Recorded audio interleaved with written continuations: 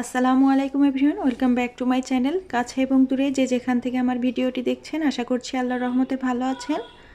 আজকে আমি একটি সহজ রেসিপি নিয়ে হাজির হয়েছি, বিস্কিট পিঠা রেসিপি। নাস্তা বা পিঠা যেটাই বলেন না কেন, তৈরি করা ভীষণ সহজ, খেতেও দারুণ লাগে। তো চলুন শুরু করি। প্রথমে একটি মিক্সিং বলে একটি ডিম ভেঙে নিচ্ছি। ডিমটি অবশ্যই রুম টেম্পারেচারে থাকতে হবে। এখন দিয়ে দিচ্ছি হাফ কাপ চিনি। চিনি আপনাদের পছন্দ মতো দিবেন। স্বাদ অনুযায়ী লবণ দিয়ে দিলাম। এখন একটি হ্যান্ড হুইস্কের সাহায্যে একটি স্মুথ মিশ্রণ তৈরি করে নিব। যতক্ষণ না পর্যন্ত চিনি সম্পূর্ণ গলে যায় ততক্ষণ পর্যন্ত এটা নাড়তে থাকতে হবে। এই তো চিনি সম্পূর্ণ গলে গিয়েছে। এমন একটি সাদাটে মিশ্রণ তৈরি হবে। এখন দিয়ে দিচ্ছি 2 টেবিল চামচ পরিমাণ রান্নার রেগুলার তেল। দিয়ে দিচ্ছি হাফ চা চামচ ভ্যানিলা এসেন্স।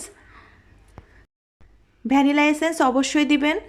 ভ্যানিলা এসেন্স দিলে ডিমের একটি কাঁচা গন্ধ থাকে, সেটা আর থাকবে না। এখন আবারও হ্যান্ড হুইস্কের সাহায্যে 2-3 মিনিট মিশ্রণটা রেডি করে নিচ্ছি।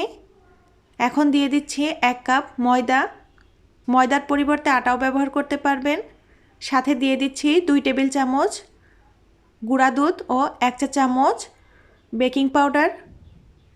গুঁড়া দুধটা অবশ্যই দিবেন। গুঁড়া দুধ দিলে এই পিঠার স্বাদটা অনেক গুণ বেড়ে যায়। এখন হাতের সাহায্যে সবগুলো উপকরণ ভালোভাবে মিশিয়ে নিচ্ছি। একটি টাইট ডো তৈরি করে নিতে হবে। আমার এখানে কিছুটা ময়দা আরও বেশি লাগছে। ডিমের সাইজ বুঝে ময়দা বা আটা যেটাই বলেন না কেন, সেটার পরিমাণ কম বেশি লাগবে। এই তো একটা টাইট ডো তৈরি করে নিয়েছি। এখন এই ডোটিকে 10 মিনিটের জন্য রেস্টে রেখে দিব। 10 মিনিট পর ফিরে আসলাম। এই তো ডোটা অনেকটাই স্টিকি হয়ে গিয়েছে। এখন এখান থেকে লেচি কেটে নিয়ে একটা রুটি তৈরি করে নিতে হবে।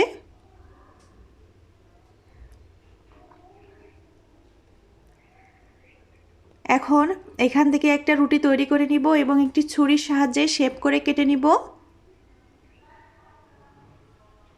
উপর থেকে ময়দা ছড়িয়ে দিলাম। এই নাস্তাটি তৈরি করা ভীষণ সহজ, খেতেও দারুণ লাগে। বিকালে চায়ের আড্ডায় এরকম একটা নাস্তা হলে কিন্তু আর কিছুই লাগে না। নাস্তাটা রেডি করতে খুব বেশি সময় লাগে না, মাত্র 10 মিনিট হাতে থাকলেই কিন্তু তৈরি করা যায়। এই তো আমি রুটি বেলে নিয়েছি। এই ডিমের পিঠাটা তৈরি করার জন্য রুটিটা এতটুকু মোটা রাখলেই হবে। এখন একটি ছুরির সাহায্যে শেপ করে কেটে নিব। যেহেতু মিশ্রণটি একটু আঠালো, এ কারণে ছুরিতে কাটার সময় ছুরিতে লেগে যেতে পারে। এতে ভয় পাওয়ার কিছুই নাই। একটু ধৈর্য ধরে শেপ করে কাটলেই হবে।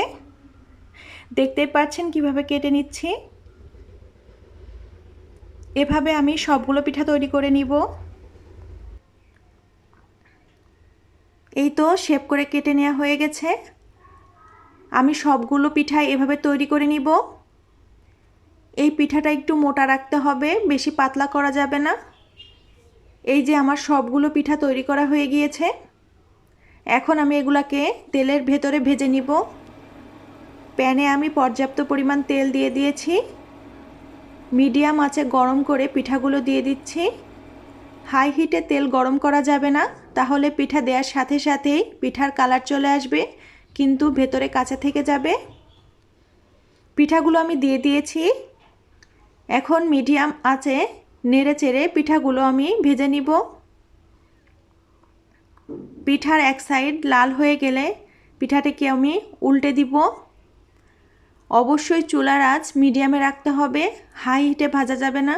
হাই হিটে ভাজতে গেলে পিঠার উপর কালার চলে আসবে, কিন্তু ভেতরে কাঁচা থেকে যাবে, খেতে ভালো লাগবে না।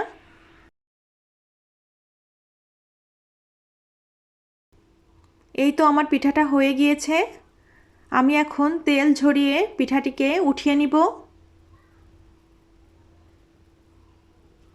দেখতেই পাচ্ছেন খুব সুন্দর কালার এসেছে। এই তো আমাদের পিঠা বা নাস্তা যেটাই বলেন না কেন রেডি হয়ে গিয়েছে।